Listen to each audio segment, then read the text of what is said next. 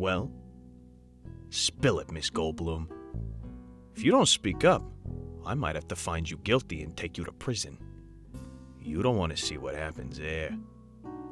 You get to see what's going on beyond the confine of your cell, but you can't pass through it. You're left sitting through the rest of your mundane life in silence.